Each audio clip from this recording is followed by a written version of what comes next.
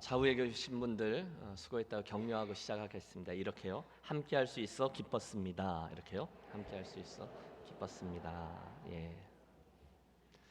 지난 한 주 여러분들과 함께 여기까지 달려올 수 있어서 참으로 감사드립니다. 이번 한 주간의 말씀과 기도, 이 모든 것들이 우리 올 한 해의 여정에 큰 힘과 도우심으로 자리해 주실 줄로 믿습니다. 마지막 날이니까 총정리하고 말씀을 나누시죠. 첫 번째 월요일 야곱 이야기의 주제어로 정리를 해보면 아마도 서원일 것입니다.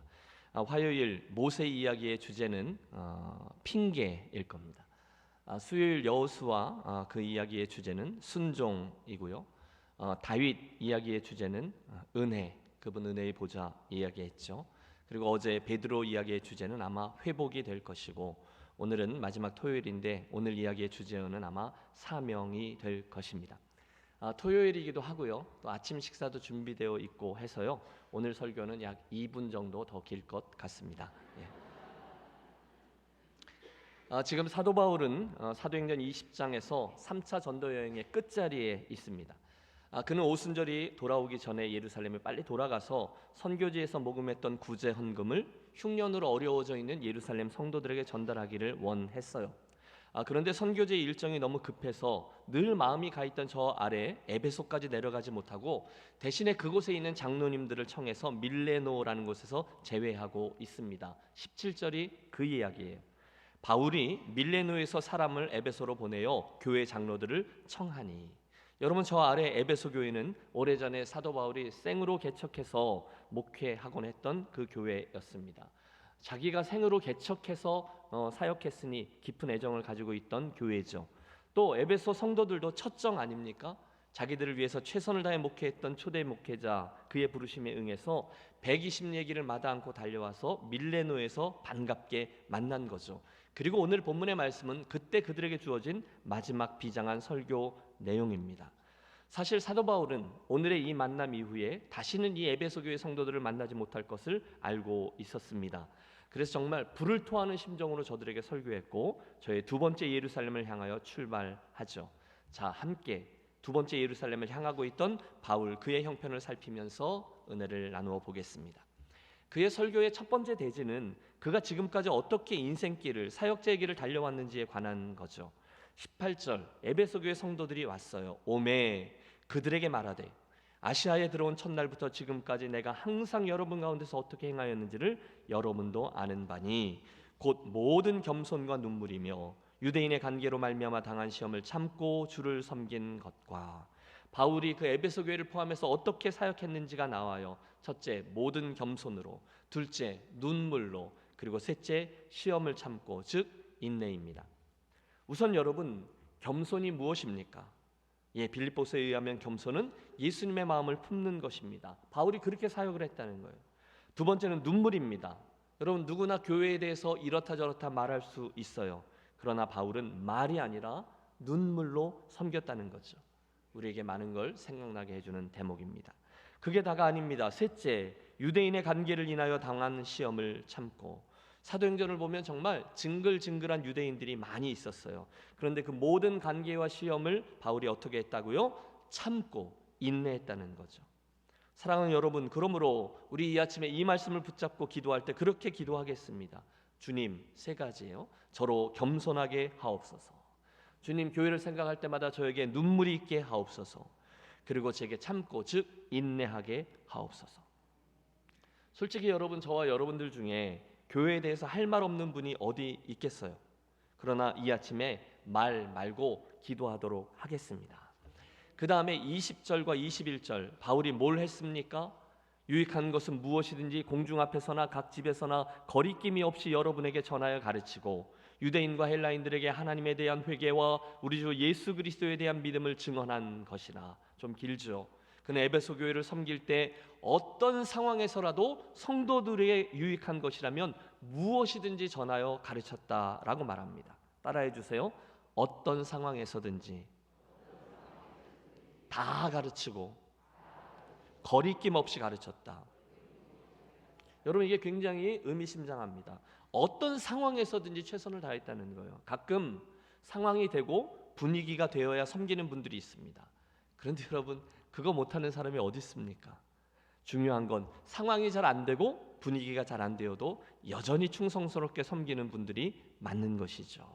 그는 어떤 상황에서든지 또 성도들에게 유익한 것은 다 했대요. 다 가르쳤대요. 자기가 하고 싶은 것과 하고 싶지 않은 것, 하고 싶은 말과 하고 싶지 않은 말을, 무슨 말을 전할 때 저쪽에 있는 분들이 좀 걸리면 저쪽 안 쳐다보고 이쪽 보고 그냥 하는 거죠.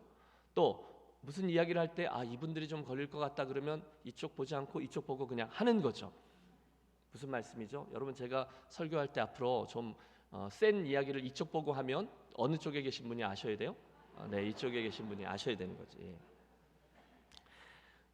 축복합니다. 사랑하는 여러분, 우리 교회 모든 성도들과 목회자들이 이처럼 어떤 상황에서도 다 꺼리낌이 없이 열심히 가르치고 사역하는 그런 공동체가 되어지시기를 축원합니다. 22절부터의 말씀은 과거 말고요, 오늘 현재형으로 저가 어떻게 달려가고 있는지, 특별히 그의 두 번째 예루살렘을 향하여 나아가고 있는 모습에 대한 거죠. 너무 감동적이에요. 보라, 이제 나는 성령에 매여 예루살렘으로 가는데 거기서 무슨 일을 당할는지 알지 못하노라. 여러분, 여기에는 그의 인간적인 고충이 담겨 있어요. 바울은 지금 자기가 향하는 두 번째 예루살렘에서 어떤 일이 일어날지를 알지 못한다라고 말했지만 실은 알고 있습니다. 23절을 보세요. 오직 성령이 각성에서 내게 증언하여 뭐라고요? 결박과 환난이 나를 기다린다 하시나. 뭐가 나를 기다려요? 결박과 환난이 기다린대요. 성령이 말씀해 주신 거예요. 오는 도시마다 바울아, 이제 내가 예루살렘에 가면 큰 어려움이 있게 될 것이다. 그렇게 말씀해 주셔서 그가 알고 있어요. 각 성마다 예언하는 이들이 나와서 그에게 같은 얘기를 합니다. 사도행전 21장에 보면 아가보라는 사람이 바울의 띠를 가져다가 자기의 손발을 묶고 이렇게 예언해요. 이 띠 임자를, 바울을 말하죠, 그를 데려다가 이렇게 묶어서 이방인의 손에 넘길 것이라. 그러니 여러분, 지금 이 에베소 성도들과 작별하고 길을 떠나면 다시는 돌아올 수 없을 것이다라는 것을 바울이 알고 있습니다. 그런데 가요. 인간적으로 가고 싶지 않아요. 그러나 가요. 어째서요? 24절의 말씀입니다. 이유는 내가 달려갈 길과 주 예수께 받은 사명, 곧 하나님의 은혜의 복음을 증언하는 일을 마치려 하면은 나의 생명조차 조금 더 귀한 것으로 여기지 아니하노라. 하나님께서 자기에게 주신 사명, 복음을 증거하는 일을 위해서라는 거예요. 그래서 지금 그 예루살렘의 결박과 환난이 기다린다 해도 그리로 향해 나아가겠다는 겁니다. 참 귀하죠. 오늘 성도로 부르심을 받아서 믿음의 길을 걷고 계신 사랑하는 여러분, 오늘 여러분 믿음의 경주, 그 여정은 어떠하십니까? 왜, 무엇을 위해, 오늘 여러분은 어떻게 달려가고 계십니까? 오늘 열심히 예수 믿음에 달려가고 있는 목표와 방향은 맞는 것입니까? 여러분의 우선순위는 제대로 되어 있습니까? 너 뭐 하다가 왔니? 주님 물으시면 자신 있게 내놓을 수 있는 답을 오늘 갖고 달려가고 계십니까? 보통 취미생활에 열심인 분들이 계시죠. 우리 중에도 계실 거예요. 보통 열심 말고 정말 최선을 다한 열심 말입니다. 여러분, 우리가 열심을 내고 최선을 다하는 건 정말 좋은 겁니다. 그런데 그 이전에 무엇을 위한 열심인가도 반드시 고려해야 되는 거죠. 뭔가 열심히 했는데 그게 주님 앞에서 인정받지 못할 만한 것이라면 여러분 반드시 다시 생각해 보셔야 된다는 거죠. 제가요, 학창 시절에 테니스를 무척 좋아했어요. 지금의 몸매를 보지 마세요. 그런데 제가 이 테니스를 치는 것은 너무너무 좋은 일이고 건강을 위한 일이지만 제가 만약에 그 일에 최선을 다해서 너무너무 잘 치게 되었고 그래서 진지하게 내가 프로로 전향을 해야 되지 않을까 이렇게 고려하게 되었다. 그러면 여러분 어떻게 하시겠어요? 목사를 쫓아내셔야죠. 그렇죠?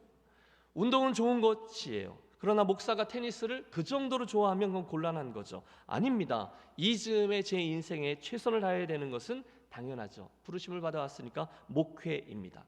나의 달려갈 길과 주 예수께 받은 사명, 저에게는 지금 이게 목회니까 저는 거기에 최선을 다해야 돼요. 그게 제가 오늘 잘 사는 길이고 제게는 그게 나의 달려갈 길인 것이죠. 여러분은 어떠세요? 이 즈음에 여러분의 인생에 가장 중요하고 또 가장 열심히 해야 하는 것은 무엇입니까? 오늘 여러분께서 정말 좋아하고 최선을 다하고 모든 신경을 집중해서 하고 있는 그 일이 과연 성도로서 합당한 것입니까? 그 일이 주님 앞에 섰을 때 잘했다 착하고 충성된 종아라고 인정받을 수 있을 만한 일입니까? 오해하지 마십시오. 여러분 오늘 모든 것 다 접고 선교사 되시라 그 말씀 아니에요. 신학교 가시라 그 말씀 아니에요. 제 말은 오늘 여러분이 현장으로 가장 중요하게 여기고 최선을 다하는 일이 있는데 그게 과연 주님 앞에서 나의 달려갈 길이냐라는 거죠. 주님 앞에 섰을 때 주님께 인정받을 만한 일이냐라는 거죠. 사랑하는 여러분, 지혜로워지시기를 바랍니다. 늘 우리들에게 잔잔한 감동을 주는 짐 엘리어트 선교사 이야기가 있어요. 할 때마다 기억하는 그런 점이 있어요. 20대 초반에 남미에 가서 선교하다가 원주민들의 창에 찔려 순교한 그의 이야기. 그가 남겨놓았던 일기 한 대목이 우리들의 가슴을 울립니다. 우리 생에 사는 일이 참으로 많다는 거예요. 그런데 그 많은 일들이 그가 볼 때는 단 두 가지로 분류될 수 있다는 거죠. 하나는 결코 놓쳐서는 안 되는 일, 또 하나는 결국은 끝까지 붙들고 있을 수 없는 일입니다. 우리가 아무리 애를 쓰고 일생을 들여 공을 세워도 결국 끝까지 붙들고 있을 수 없는 것들이 있어요. 언젠간 놓고 가야 되는 거, 돈, 명예, 자식, 큰 집, 좋은 비즈니스, 이런 것들입니다. 이건 좋아요. 우리 삶에 너무너무 중요해요. 그러나 끝까지 붙들고 갈 수는 없어요. 반면에 우리의 일생을 들여서 결코 놓쳐서는 안 되는 일이 있어요. 그것은 영원한 것입니다. 그렇죠? 저와 여러분 반드시 천국에 이르러야 할 줄로 믿습니다. 그리고 주님께 칭찬을 들어야 할 줄로 믿습니다.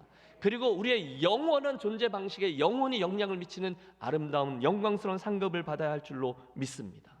구원받는 일, 예수 잘 믿는 일, 그분을 소유하는 일, 그분께 칭찬 들어야 하는 일, 이건 결코 놓쳐서는 안 되는 일이라는 거예요. 무슨 수를 써서라도 이건 꼭 잡아야 된다는 거죠. 동의하시죠? 그런데 지혜로운 사람이 있어요. 그것은 결코 놓칠 수 없는 일을 결코 놓치지 않는 사람이요, 결국 끝까지 붙들고 있을 수 없는 것을 끝까지 붙들고 있지 않는 사람이라는 거죠. 미련한 사람도 있어요. 결국은 끝까지 붙들고 있을 수 없는 것을 끝까지 붙잡으려다가 결코 놓쳐서는 안 되는 것들을 놓치는 사람입니다. 슬프게도 오늘날 이 세상에 그런 사람 많습니다. 많은 것들을 붙들기는 했는데 결국은 꼭 붙들어야만 하는 것을 붙들지 못한 사람. 사도 바울은 지금 저 앞에 있는 예루살렘을 향하면서 이 지혜로운 편을 택한 거예요.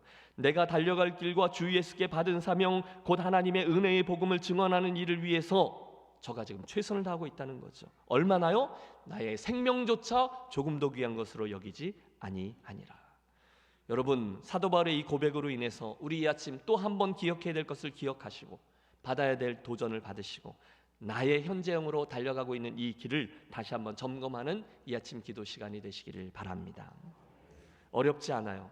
혹시 오늘 여러분께서 가장 중요하게 생각하고 모든 정신을 다 집중하고 최선을 다하고 계신 그것이 결국은 붙들어야만 하는 것, 하나님과 영원한 것이죠. 구원과 영원한 상급과 그분의 칭찬과 관련되어 있다면 여러분은 지혜로운 분들이세요.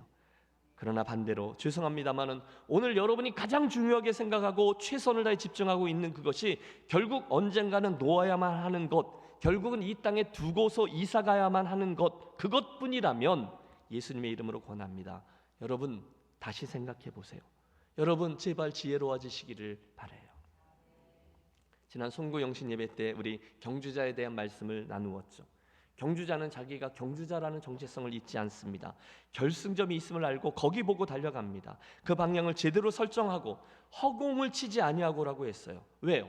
방향이 잘못되었거나 허공을 치는 엉뚱한 것들로 최선을 다해 달려가면 그건 정말 미련한 사람이죠. 그건 성도로서 나의 달려갈 길이 아닌 거죠. 듣고 보니 목사님 말씀이 맞는 것 같아요. 그 다음에 여러분 한국 분들이 잘하는 거 있죠. 오케이, 그러니까 목사님 알겠어요. 그러니까 그 다음에 복잡하게 말씀하지 말고 딱 말씀해 주세요. 뭘 어떻게 할까요? 내가 어떻게 하면 되죠?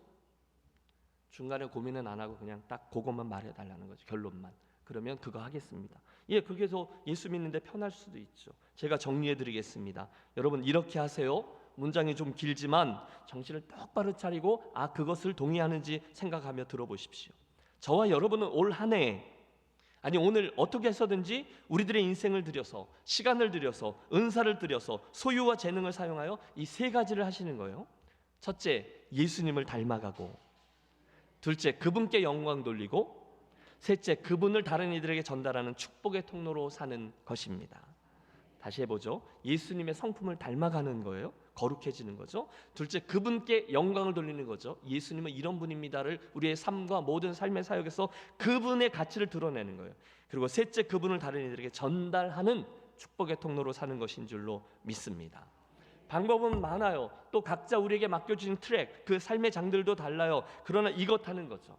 다시 한번 따라해 주십시오. 예수님을 닮아가고 그분께 영광 돌리고 구원의 소식을 전달하는 것. 여러분, 어떻게 해서든지 우리가 하는 것들이 이거죠. 그게 우리가 달려갈 길인 줄로 믿습니다. 여러분, 가정에서, 교회에서, 열방에서, 저와 여러분 직업을 통해서, 은사를 통해서, 내 인생을 통해서 이 일을 하는 거예요. 어줍지 않게 예수 믿으면서 하나님 보러 나에게 맞추어 달라고 이야기하지 마시고 반드시 나를 하나님께서 원하시는 일에 맞추는 지혜로운 성도들이 되어지시기를 축복합니다. 그날 바울 인생의 초점이 그렇게 맞추어져 있다는 거예요. 25절, 보라 내가 여러분 중에 왕래하며 하나님의 나라를 전파하였으나 이제는 여러분이 다 내 얼굴을 다시 보지 못할 줄을 아노라. 지금 헤어지면 다시는 못 본다는 것을 저가 알아요. 그래도 예루살렘으로 가는 거죠. 주 예수께 받은 사명 때문이에요. 성도들도 마찬가지입니다. 그걸 알았어요. 그래서 이해해요. 눈시울을 붉히면서도 그들 의연하게 사도 바울을 송별합니다. 이 일을 한 후에 무릎을 꿇고 모든 사람들과 함께 기도하니 다 크게 울며 바울의 목을 안고 입을 맞추고 다시 그 얼굴을 보지 못하리라 한 말로 말미암아 더욱 근심하고 배에까지 그를 전송하니라. 사랑하는 여러분, 저와 여러분의 남겨진 인생이, 특별히 2023년도 올해의 인생이 바로 우리의 영원을 염두에 두고 주님 앞에 가장 지혜로운 자로 그 모습으로 이 길을 행하는 저와 여러분이 되시기를 축복합니다. 자, 그런데 송별하니라, 그런 헤어짐이 아쉬워서였을까요? 그렇게 떠나가던 바울이 잠깐 뒤로 돌아서서 에베소 교회 성도들에게 마지막 권면을 하고 있는 거죠. 28절, 여러분은 자기를 위하여 또는 온 양떼를 위하여 삼가라. 성령이 그들 가운데 여러분을 감독자로 삼고 하나님이 자기 피로 사신 교회를 보살피게 하셨느니라. 우선 직분을 맡으신 분들 들으십시오. 성령이 그들 가운데 여러분을 감독자로 삼고 하나님이 자기 피로 사신 교회를 보살피게 하셨느니라.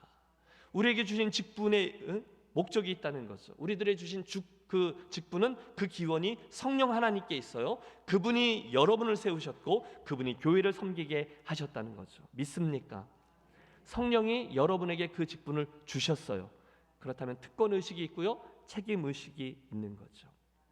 물론 사도 바울이 그렇게 말하는 거예요. 교회가 늘 평안하지만은 않을 거예요.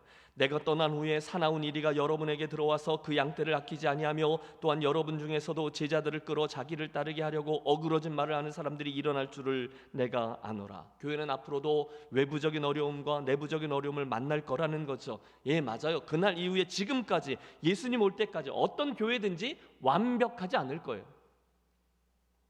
여러분, 이 점이 우리들에게 많은 것을 시사해 줍니다. 완벽해진 교회는 예수님이 올 때까지 있지 않을 거예요. 우리가 최선을 다해 달려가고 있는 거죠. 그러므로 여러분, 이 점을 유념하십시오. 옆에 있는 분에게 이렇게 고백해 주세요. 당신은 공사 중입니다. 네, 갑자기 훅 들어와서 여러분 당황하셨죠. 그렇게 말씀하시면 기분 나쁠 수 있으니까 이렇게 하시죠. 저는 아직 공사 중입니다. 이쪽 보시고, 통행에 불편을 드려 죄송합니다. 통행에 불편을 드려 죄송합니다. 여러분, 잘 생각해 보면 굉장히 의미심장하죠. 저는 아직 공사 중입니다. 저는 완벽하지 않아요. 그리스도의 장성한 분량에 이르기까지 자라나고 있는 사람이죠. 교회는 완벽하지 않아요. 그러므로 여러분, 우리 교회 공동체에서 완벽을 내놔라 라고 누구에게도 요구하지 마십시오. 나도 공사 중, 여러분도 공사 중. 우리는 날마다 예수 그리스도를 닮아가며 또 그분의 장성한 분량에 이르기까지 자라나는 공동체임을 기억해 주십시오.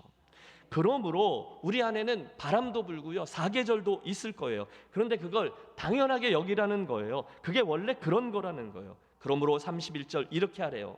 여러분이 일깨어 내가 3년이나 밤낮 쉬지 않고 눈물로 각 사람을 훈계하던 것을 기억하라. 여러분, 바울이 교회를 위해서 어떻게 했다고요? 눈물로 훈계했대요. 눈물을 품고 하나님의 말씀으로 가르쳤어요. 왜 눈물을 흘렸을까요? 힘드니까요. 왜 눈물을 흘렸을까요? 사랑하니까요. 그런데도 포기하지 않고 계속 그 일을 하는 거죠. 여러분, 교회 섬기다 보면 쉽습니까?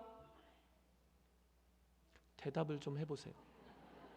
여러분, 교회를 섬기다 보면 물론 얕게 섬기면 쉽죠. 기쁨으로 섬기는 일이 많을 것 같죠. 그러나 깊게 들어가 보면 마음고생을 하게 되잖아요. 그런데 눈물로 포기하지 않냐고 계속 그 일을 행하는 거죠. 왜요? 그리스도의 몸이니까. 저와 여러분에게 그렇게 주라고 주신 운명 공동체니까.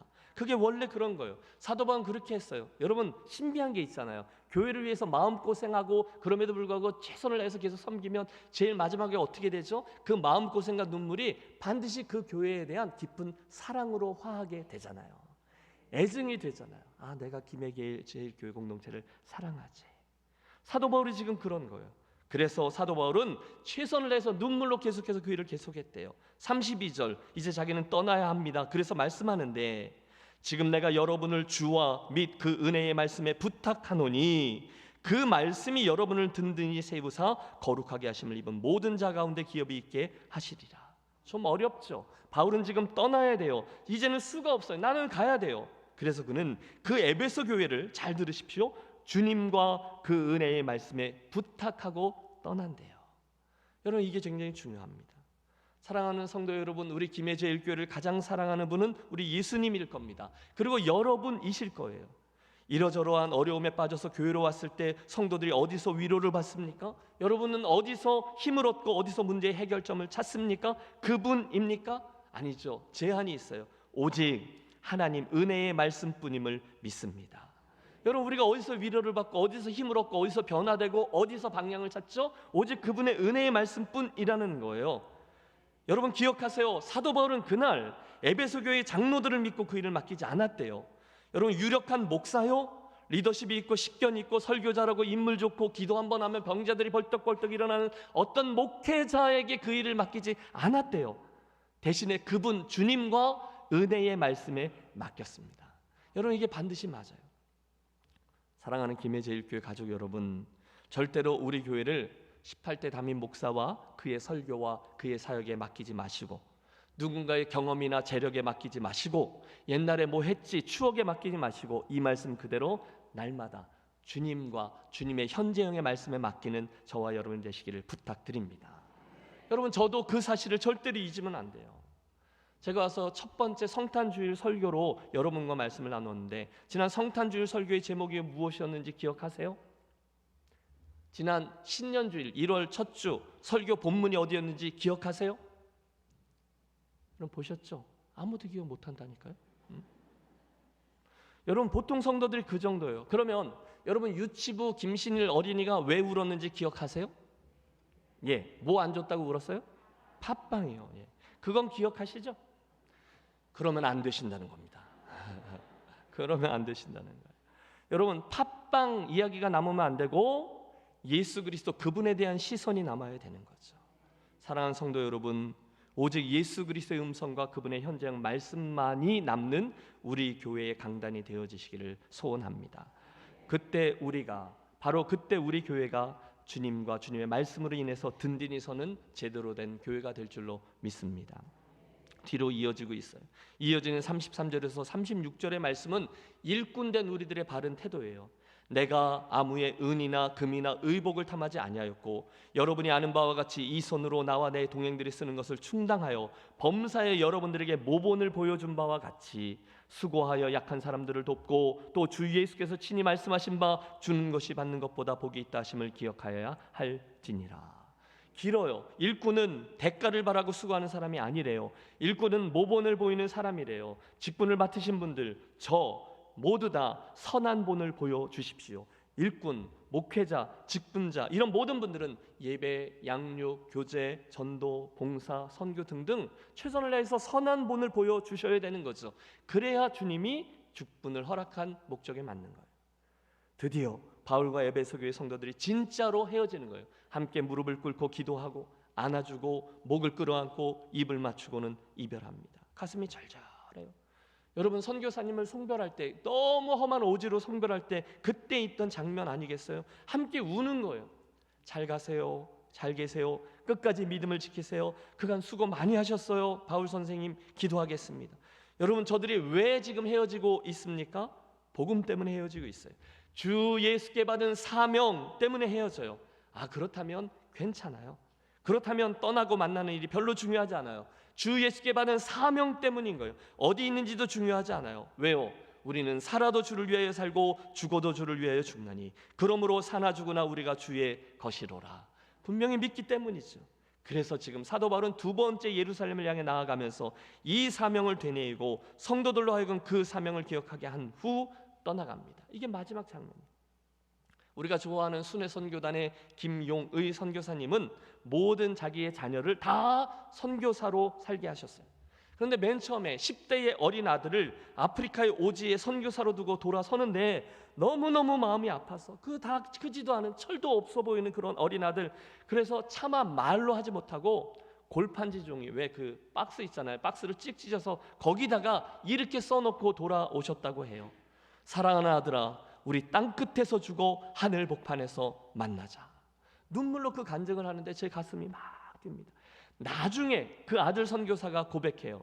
그때 너무너무 힘들었는데 그때 아빠가 남기고 간 그 골판지 편지가 그로 하여금 그 땅에 끝까지 버티며 사명을 감당하게 해준 이유가 되었다고요. 중요한 것은요, 저와 여러분이 우리 인생 여정 쪽에 어디쯤 달려가고 있는지는 몰라도 결승점이 분명해야 한다는 것이고, 그 결승점에서 주님 앞에 상급을 받을 만한 일, 인정받을 만한 일을 늘 염두에 두고 이 길을 달려야 한다는 것이죠. 이게 사명입니다. 그리고 그 사명이 있으면 그걸 확인하고 그걸로 만족하고 그 일을 수행하기 위해 우리 달려갑니다. 그게 성도의 달려갈 길이죠. 사랑하는 성도 여러분, 여러분께서는 오늘 무엇을 근거로 하여 여러분의 인생을 규정하고 2023년을 달려가고 계십니까? 도대체 오늘 나는 누구입니까? 나는 무엇을 위해 이 땅에 존재하고 있고 나는 무엇을 위해 어디쯤 달려가고 있습니까? 목사님 다 아는데요, 그 참 좋은 얘기죠. 하나님의 나라와 그리스도의 복음을 위하여, 교회가 다른 영혼을 구원하기 위하여, 너무너무 귀하고 아름다운 이야기임을 제가 알지만 사실 솔직히 말씀드리면 그건 어느 정도 수준이 좀 되는 사람, 그래서 어느 정도 배가 부른 사람들이 고민하는 고상한 목표 같아요. 나는 오늘 당장 먹고 살 일이 급해요. 나는 오늘 나 하나도 제대로 하지 못해요. 내 신앙 하나 지키기도 어려워요. 그런데 무슨 사명을 이야기하고, 그런데 무슨 선교를 이야기하고 다른 영혼 이야기를 합니까? 혹시 그렇게 반문하시는 분이 계십니까? 그런데 여러분 이걸 아세요? 주님은요, 저와 여러분에게 그 두 가지 일을 함께 하라고 말씀하셨어요.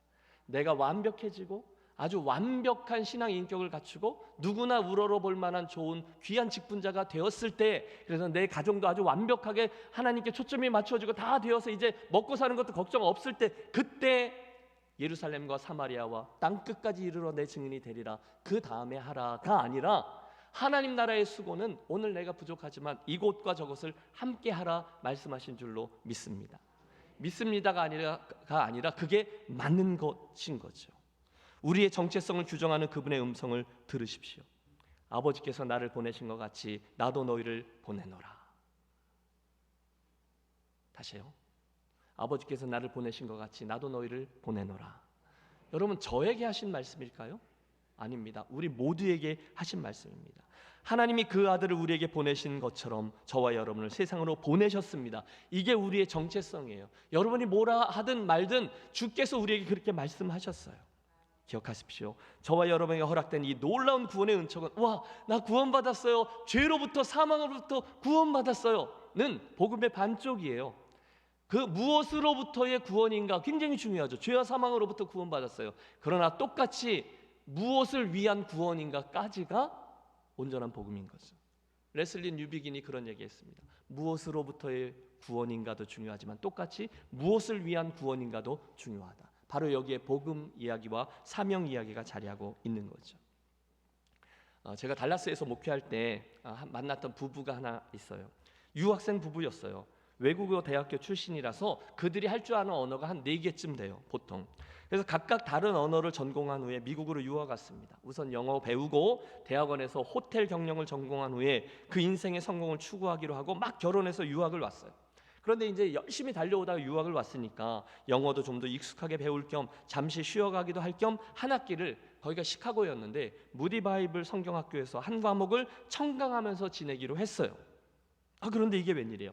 그 첫 번째 강의 시간에 하나님께서 지금까지 세계 역사를 어떻게 경영해 왔는지 거대 세사, 그랜드 내러티브라고 하잖아요. 창조, 타락, 구속, 십자가, 부활, 교회, 그리고 새하늘과 새 땅, 이 이야기를 첫 시간에 큰 그림을 딱 들으면서 듣게 된 거예요. 충격을 받습니다. 그러면서 결정한 거죠.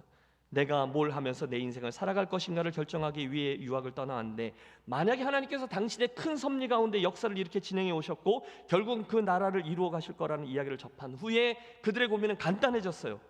그동안은 내가 내 인생을 어떻게 살아야 할지 고민하고 살아왔지만 하나님이 그 큰 그림 속에서 역사를 써내려 오셨다면 이제는 우리 삶을 그 그림에 어딘가에 끼워 맞추면 되겠구나 결정하고, 그들의 가슴이 뛰는 일, 신학 수업, 성경 번역 훈련을 받아요. 그리고 지금까지 위클리프 성경 번역 선교단체에 들어가 인도네시아의 모국어가 없는 미전도 종족을 위해서 번역 사업을 감당하며 살고 있습니다.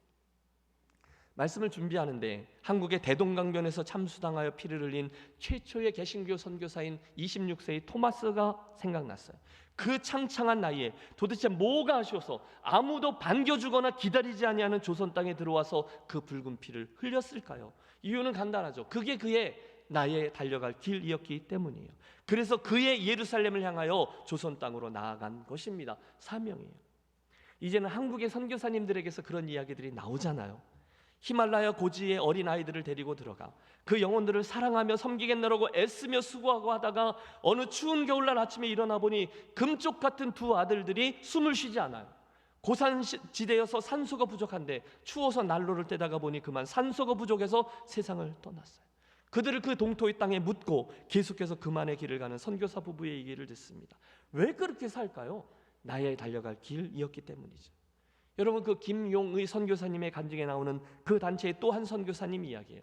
제대로 선교해보겠다라고 자기 아이들까지 모두 다 현지 학교에 보내면서 어렵게 사역을 감당하던 중에 어느 날 그 아버지가 피를 토하며 쓰러져요.